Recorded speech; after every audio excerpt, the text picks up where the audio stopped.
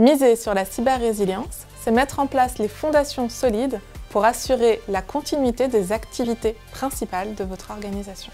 Je suis Sarah Taku-Gotiro, responsable résilience et recovery chez Capgemini Invent. Quid de la cyber-résilience?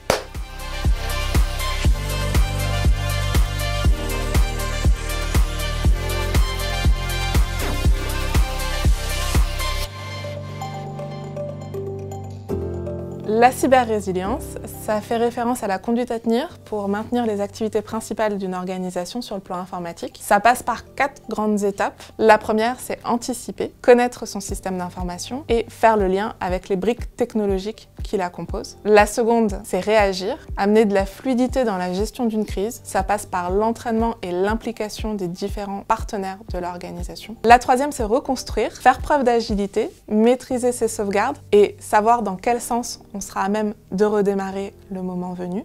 Et la dernière, c'est s'améliorer. Le processus n'est pas figé dans le temps. On a des menaces qui évoluent constamment et la stratégie de cyber-résilience doit se montrer proactive.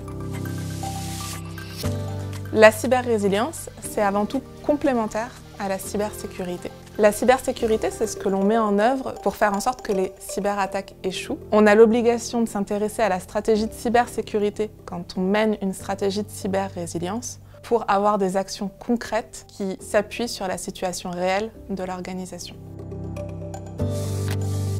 Il faut d'abord s'interroger sur son cœur business et les ressources informatiques qu'il soutiennent. Ensuite, faire le lien avec les processus, technologies et outils. S'intéresser ensuite aux données, aux moyens de redondance et à la capacité effective à restaurer. Poser les questions de gouvernance, savoir qui est à même de déclencher un mode de continuité d'activité. Simuler des situations de crise, comme on le fait régulièrement pour les exercices d'évacuation incendie, et définir les conditions de retour à la normale.